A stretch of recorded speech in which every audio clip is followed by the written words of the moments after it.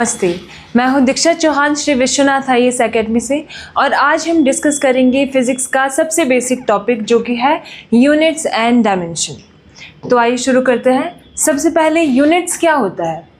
Units एक ऐसे quantities होती है जिनसे हम मेजर कर सकते हैं दूसरी फिजिकल क्वांटिटीज़ को। अब बात आती है फिजिकल क्वांटिटीज़ क्या होती हैं।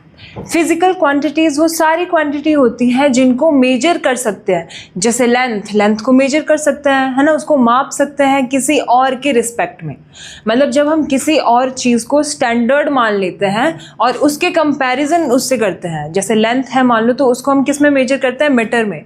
तो अगर लेंथ 8 मीटर है तो हम उसको हम स्टैंडर्ड यूनिट मान रहे हैं मीटर, और उसके साथ कंपैरिजन कर रहे हैं कि मीटर से 8 मल्टीप्लाई कर दो 1 मीटर में तो आपकी उतनी लेंथ हो जाएगी। तो जो फिजिकल क्वांटिटीज़ होती है जो मेजरेबल क्वांटिटीज़ होती है जिनको हम मेजर कर सकते हैं, जैसे लेंथ, वेट, टेम्परेचर, ये सब आपकी फिजिकल क्वांटिटीज़ है। तो फिजिकल क्वांटिटीज़ यूनिट्स क्या होता है, यूनिट्स होता है क्वांटिटी के लिए जो यूज़ किया जाता है एज स्टैंडर्ड, जो मेजरमेंट के लिए स्टैंडर्ड, जिनको जैसे मीटर, मैंने आपको बताया लेंथ को 8 मीटर बोल रही हूँ तो एक स्टैंडर्ड क्वांटिटी से उसको मेजर कर रहे हैं, मीटर से उसको मेजर कर रहे हैं, ठीक है। तो मीटर से उसको मेजर कर रहे हैं तो मीटर यहाँ पे स्टैंडर्ड क्वांटिटी है, तो वही जो स्टैंडर्ड क्वांटिटी है उन्हीं को ही हम यूनिट्स बोलते हैं। तो ऐसी क्वांटिटीज जिनको स्टैंडर्ड यूज़ किया जाता है मेजरमेंट के लिए उनको हम बोलते हैं यूनिट। जैसे फॉर एग्जाम्पल हम बोल देते हैं कि length of the classroom is 8 metre, यही क्या ना, क्लासरूम की जो लेंथ है वो 8 मीटर है।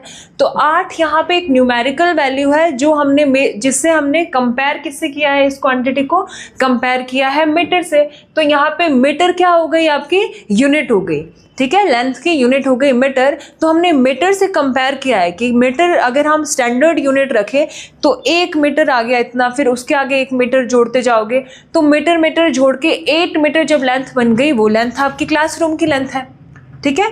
तो ऐसी क्वांटिटी जो स्टैंडर्ड हम जिसको रखते हैं और जिसके विद रिस्पेक्ट में हम कंपैरिजन करते हैं और दूसरी क्वांटिटी को मेजर करते हैं, उसे हम बोलते हैं स्टैंडर्ड क्वांटिटी और यूनिट, ठीक है। तो यहाँ पे यूनिट को हम कैसे लिखते हैं, जैसे आपके पास ये है Q equals to N U, Q equals to N U. Q क्या है यहाँ पे, Q होता है फिजिकल क्वांटिटी। कोई भी फिजिकल क्वांटिटी जिसको मेजर कर सकता है वो Q से, क्वांटिटी से रिप्रेजेंट करेगा। N होती है कोई भी न्यूमेरिकल वैल्यू, कोई भी न्यूमेरिकल वैल्यू आ जाएगी यहाँ पे N की जगह, और U होता है यूनिट।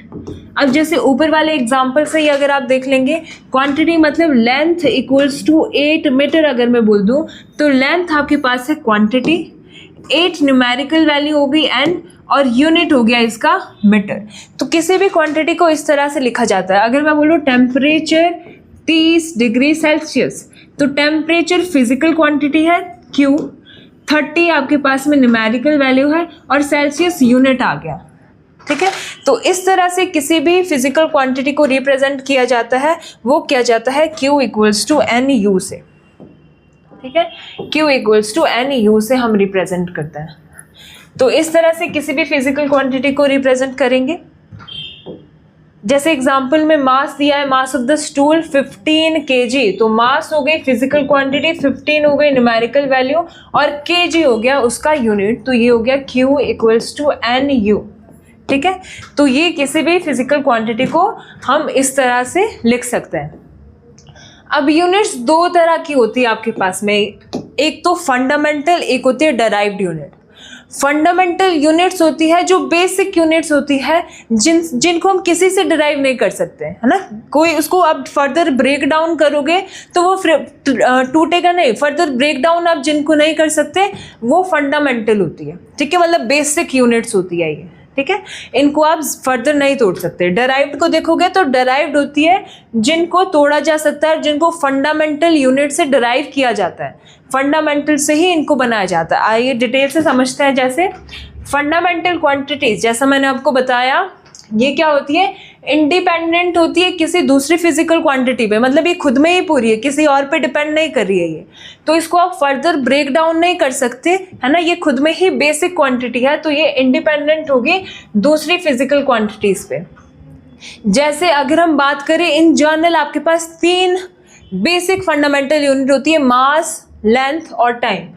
तो mass, length and time, these are the basic fundamental quantities, ठीक है। तो इनको हम फंडामेंटल क्वांटिटीज बोलते हैं। इनका जो फंडामेंटल क्वांटिटीज है, इनके यूनिट अगर आप देख लेंगे, मास, ये लेंथ, मास और टाइम। लेंथ की मीटर होती है यूनिट और सिंबल m होता है। मास की यूनिट किलोग्राम होती है, सिंबल kg होता है। और टाइम का सेकंड होता है, सिंबल स्मॉल s होता है। अब इनको छोड़ के भी 4 और फिजिकल क्वांटिटीज है जो फंडामेंटल में आती है, ठीक है। वो कौन सी है? टेम्परेचर हो गया, इलेक्ट्रिक करंट हो गया, ल्यूमिनस इंटेंसिटी और क्वांटिटी ऑफ मैटर। तो आपको एग्जाम में पहले भी ल्यूमिनस इंटेंसिटी से पूछा गया है क्वेश्चन कि what is the unit of luminous intensity, तो आपको मालूम होना चाहिए ल्यूमिनस इंटेंसिटी की होती है कैंडेला यूनिट, ठीक है। टेम्परेचर की आपको मालूम है, एसआई यूनिट की हम बात करते हैं, केल्विन होती है जिसको के से रिप्रेजेंट करता है। इलेक्ट्रिक करंट की एम्पियर होती है जिसको ए से, कैपिटल ए से रिप्रेजेंट करता है। और क्वांटिटी ऑफ मैटर की मोल होती है। क्वांटिटी ऑफ मैटर क्या होता है? अब किसी मैटर को आप नाप रहे हो, उसको मेजर कर रहे हो, कितने केजी का है, कितना वेट है उसका, तो वो बहुत कम होता है ना, तो उसको हम मोल में देखते हैं, मोल, ठीक है। तो उसको हम लिखते हैं शॉर्ट में MOL करके, मोल। तो ये 7 फिजिकल क्वांटिटीज है जो बेसिक फिजिकल क्वांटिटी है, फंडामेंटल फिजिकल क्वांटिटीज है, ठीक है। इनको हम ब्रेक डाउन नहीं कर सकते फर्दर, ये सबसे छोटे यूनिट्स होती है। इसके अलावा भी कुछ फिजिकल क्वांटिटीज होती है जो कि फंडामेंटल भी नहीं होती और डराइव्ड भी नहीं होती। उनको छोड़ के जो तीसरे वाली आ जाती है, वो 2 आती है आपके पास में, उनको बोलते हैं सप्लीमेंट्री क्वांटिटीज। तो सप्लीमेंट्री क्वांटिटीज क्या होती है? जो कि neither fundamental units nor derived units, है ना तो फंडामेंटल है ना वो डराइव्ड है, ना उनको डराइव किया गया है। जैसे प्लेन एंगल, सॉलिड एंगल, यहाँ से भी क्वेश्चन पहले बना हुआ है, सॉलिड एंगल की आपसे यूनिट पूछ ली थी। तो प्लेन एंगल होता है जो 2 डायमेंशन में एंगल बना है, मान लो इस तरह से, ये थीटा है, इसका यूनिट क्या होगा? रेडियन। रेडियन सिंबल इसका रेड होता है इस तरह से, तो रेडियन होता है इस थीटा का एंगल यूनिट। और सॉलिड एंगल क्या होता है? जो 3 डायमेंशन में आपके पास, मान लो एक स्फीयर है, 3 डायमेंशन में, उसको आप कट करते हो और 3D में ही आपके पास एंगल बनता है। जैसे एक बॉल को आप काट लो मान लो किसी एंगल पे, तो जो ये एंगल बनता है 3 डायमेंशन में, इसको बोलते हैं सॉलिड एंगल, इसको बोलते हैं सॉलिड एंगल। और इसका यूनिट क्या होता है? इसका यूनिट होता है स्टेरेडियन। बस रेडियन ऊपर वाला ही है एंगल का, बस सॉलिड का स्टेरेडियन यहाँ पे लग जाता है और SR से इसको रिप्रेजेंट करता है, ठीक है। नेक्स्ट आपके पास में है डराइव्ड क्वांटिटीज। डराइव्ड क्वांटिटीज, अब डराइव्ड क्वांटिटीज क्या होती है? जिनको डराइव किया जाता है फंडामेंटल क्वांटिटीज में, मतलब फंडामेंटल क्वांटिटीज को जोड़ जोड़ के ये आगे बनती है। अगर आप इनको ब्रेक डाउन करोगे तो आपके पास लास्ट में वही फंडामेंटल क्वांटिटीज दे आएगी, मास, लेंथ, टाइम और करंट, ल्यूमिनस इंटेंसिटी, वही आएगा आपके पास जब आप इनको ब्रेक डाउन करोगे। फॉर एग्जाम्पल के लिए हम एरिया की अगर बात करते हैं, सिंपल वाली फंडामेंटल डराइव्ड क्वांटिटी देखते हैं, तो अगर मैं एरिया की बात करूं तो एरिया क्या होता है? Length into breadth. तो लेंथ इनटू ब्रेड्थ जो होगा, लेंथ क्या होती है? ये भी तो एक तरह का L होगा, लेंथ को आप L से रिप्रेजेंट करते हो। और ब्रेड्थ क्या है? ब्रेड्थ भी तो एक तरह की लेंथ ही है, हाइट भी एक तरह की लेंथ ही है, रेडियस भी एक तरह की लेंथ ही है ना, मेजर कर रहे हो आप एक जगह से दूसरी जगह तक इनको। तो ये ब्रेक डाउन होके L और L आपको दे रहा है, लेंथ दे रहा है, जो कि बेसिक जो फंडामेंटल फिजिकल क्वांटिटी है। तो जो एरिया होगा उनको ब्रेक डाउन कर सकते हो आप लेंथ में। ऐसे ही अगर कोई और एग्जांपल ले लो, मान लो वेलोसिटी का एग्जांपल ले लेते हैं। वेलोसिटी क्या होती है? वेलोसिटी v होती है, जो कि होता है डिस्टेंस अपॉन टाइम। डिस्टेंस क्या होता है? डिस्टेंस होता है लेंथ, टाइम होता है सेकंड। तो देखो लेंथ और टाइम में ही टूट रहा है वापस, तो बेसिक फिजिकल क्वांटिटीज में टूट रहा है। तो ये ब्रेक डाउन हो सकता है फंडामेंटल फिजिकल क्वांटिटीज या बेसिक फिजिकल क्वांटिटीज, ठीक है। और अगर हम यहाँ पे बात करें फोर्स की, फोर्स आपको मालूम है क्या होता है, F equals to M A, Newton second law से हमें मालूम है ये। तो m मतलब मास, a मतलब एक्सेलरेशन। तो ये डायमेंशन फॉर्मूला भी कई बार पूछ लेते हैं, है ना। ज़्यादा डिटेल में नहीं जाना है, बस यही देखना है आपको, इनके आपको बेसिक यूनिट्स मालूम होनी चाहिए। जैसे आपको फोर्स का पूछा है मान लो, तो आपको फोर्स का एक्सप्रेशन मालूम होना चाहिए, बस कि ये होता है। उसके बाद आप ऑन द स्पॉट ये निकाल सकते हो, फोर्स एम ए, तो फोर्स मास का होता है m, और ए होता है एक्सेलरेशन। और एक्सेलरेशन क्या होता है, change of velocity with respect to time. तो change in velocity with respect to time, velocity क्या होता है, वेलोसिटी होता है डिस्टेंस अपॉन टाइम, है ना। तो वेलोसिटी को भी हम कैसे लिख सकते हैं, एक मिनट, अगर मैं बात करूं, ए होता है वेलोसिटी अपॉन टाइम, और वेलोसिटी भी होता है डिस्टेंस अपॉन टाइम, और एक टाइम पहले से ही नीचे था तो टी का स्क्वायर हो गया, डिस्टेंस अपॉन टाइम और टी का स्क्वायर। तो ये हो गया डिस्टेंस का एल होता है, और टी का नीचे सेकेंड टाइम का स्क्वायर हो जाएगा, टाइम स्क्वायर है ना, तो ये हो जाएगा कैपिटल टी का स्क्वायर। तो एल टी का स्क्वायर, एल और टी का स्क्वायर हुआ ए। तो हमने क्या करना है, जो आपको क्वांटिटीज दी है फिजिकल क्वांटिटी, उनको पहले फंडामेंटल में ब्रेक डाउन करना है, ठीक है। तो जैसे हमने एक्सेलरेशन हमारे पास दिया था, एक्सेलरेशन को हमने लिखा वेलोसिटी अपॉन टाइम, फिर वेलोसिटी को लिखा डिस्टेंस अपॉन टाइम, और एक टाइम पहले से ही नीचे था तो ये डिस्टेंस अपॉन टाइम का स्क्वायर हो गया, डिस्टेंस एल से टाइम का स्क्वायर आ गया, और यहाँ पे रख दिया। फोर्स आपके पास हो जाएगी M L T minus two, ये t ऊपर गया तो इनवर्स हो जाता है जो भी इसकी पावर होगी, और ये -2 हो जाएगा। तो देखो फोर्स का डायमेंशन फॉर्मूला क्या आया, M L T minus two. ये 1 का मतलब होता है, आप लिख भी सकते हो नहीं भी लिख सकते हो, ठीक है।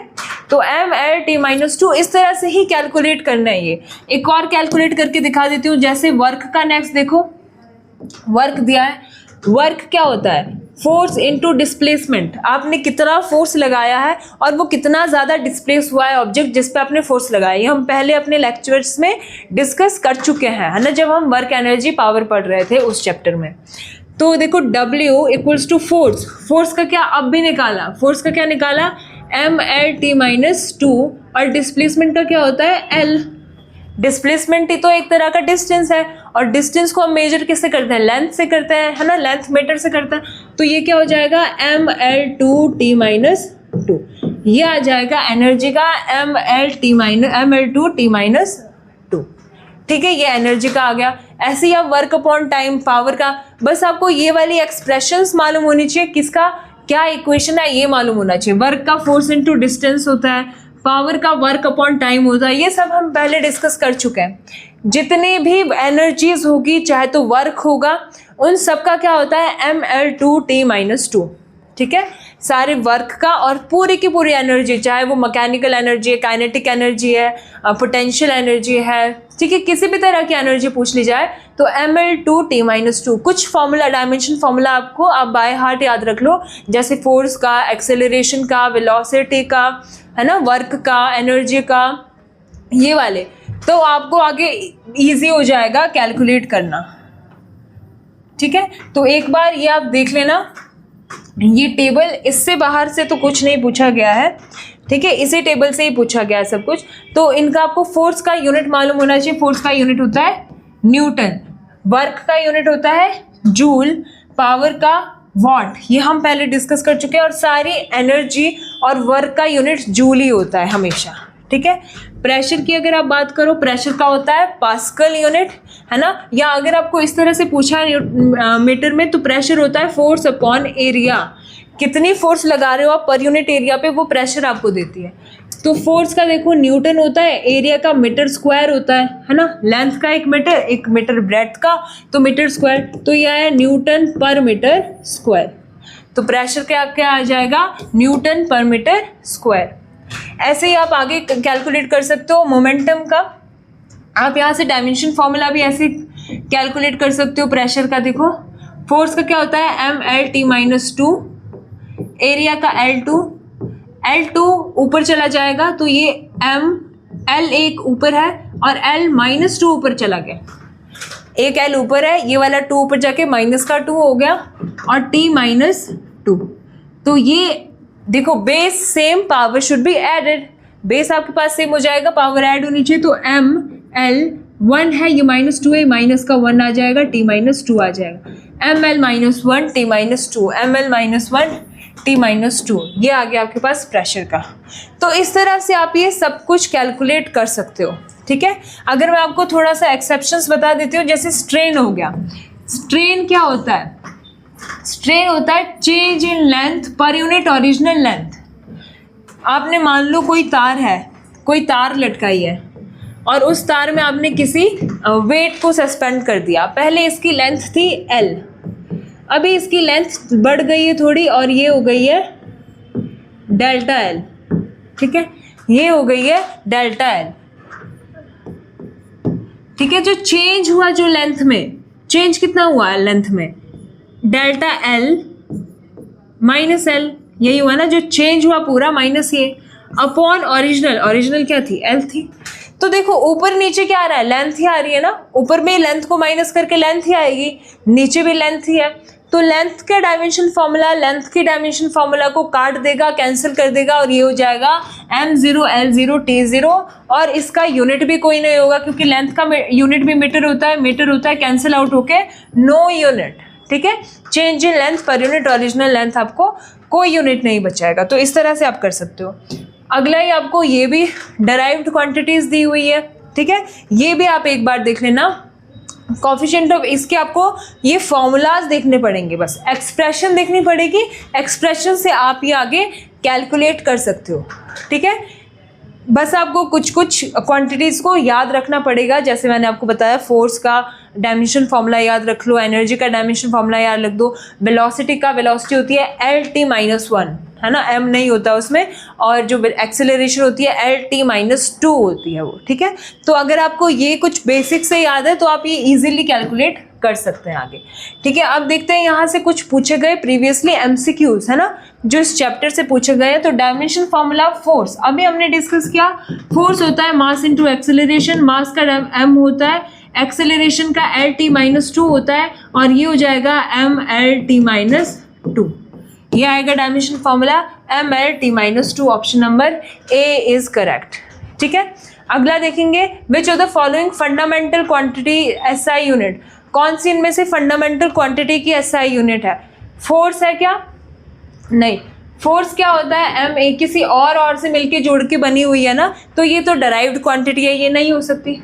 लेंथ तो L ही होती है, तो ये फंडामेंटल क्वांटिटी है। अगला वेलोसिटी किससे जुड़ी हुई है? वेलोसिटी होता है डिस्टेंस अपॉन टाइम, तो ये भी डराइव्ड है, डराइव किया गया इसको फंडामेंटल से।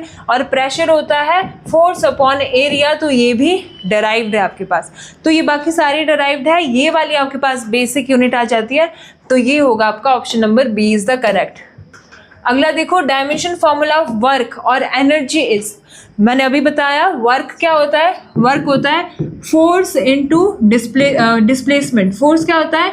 mLT-2, और डिस्प्लेसमेंट क्या होता है? L, तो ये हो जाएगा mL2T-2, तो ये आएगा वर्क का। एनर्जी का अगर आप कैलकुलेट करो, एनर्जी आएगा हाफ mv²। m क्या होता है?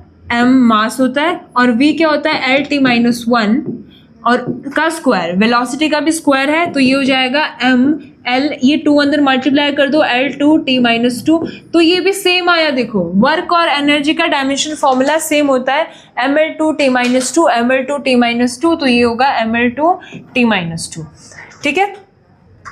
अगला देखो, अगला क्या बोला है? The SI unit of pressure is, pressure की SI यूनिट वैसे पास्कल होती है, खाली पास्कल, पर खाली पास्कल आपको कहीं दिया नहीं हुआ है, तो आपको किस तरह से कैलकुलेट करनी है? प्रेशर होता है फोर्स अपॉन एरिया, फोर्स की यूनिट होती है न्यूटन, एरिया की होती है मीटर स्क्वायर, तो newton metre square, option number B correct हो जाएगा, ठीक है। तो option number B is the correct answer. SI पूछा है, अब देखो अगर CGS पूछा होता तो डायन सेंटीमीटर स्क्वायर भी हो सकती थी, क्योंकि जो फोर्स का SI यूनिट न्यूटन होता है अगर, तो फोर्स का CGS यूनिट होता है, CGS यूनिट डायन होता है, ठीक है। नेक्स्ट देखो, which of the following has the same dimension as pressure, pressure के जैसे डायमेंशन किसके होता है? पहले प्रेशर की डायमेंशन देखो, प्रेशर क्या होता है? फोर्स अपॉन एरिया, फोर्स क्या होता है? mL2 mL/T-2 और एरिया L2। तो प्रेशर क्या हो जाएगा, mL-1T-2। ये आए प्रेशर के। अब देखना है इनमें से किसके है प्रेशर के जैसे डायमेंशन, फोर्स के तो नहीं है। फोर्स का तो क्या होता है mL/T-2। यंग मॉड्यूलस क्या होता है, force upon area upon change in length. देखो यंग मॉड्यूलस क्या होता है, स्ट्रेस अपॉन स्ट्रेन, और स्ट्रेस क्या होता है फोर्स अपॉन एरिया, और स्ट्रेन क्या होता है, देखो स्ट्रेस और प्रेशर एक ही बात है, फोर्स अपॉन एरिया ही होता है दोनों। और स्ट्रेन क्या होता है, change in length per unit original length. तो लेंथ तो एक दूसरे को काट देगा, इसका डायमेंशन फॉर्मूला भी और इसका यूनिट भी, तो बचेगा क्या, फोर्स अपॉन एरिया। और फोर्स क्या होता है mL/T-2 और एरिया L2 सेम आ गया देखो, तो ये हो गया mL-1T-2। तो सेम आ गए प्रेशर के जैसे, तो ये वो होगा यंग मॉड्यूलस का। ठीक है, इसका होगा ऑप्शन नंबर सी आपके पास करेक्ट आंसर। ठीक है, तो अब क्या मिलते हैं अपने नेक्स्ट लेक्चर में, जो कि हम इसके बाद डिस्कस करेंगे, किसी और लेक्चर के बारे में पढ़ेंगे। आज के लिए इतना ही। थैंक यू, जय हिंद।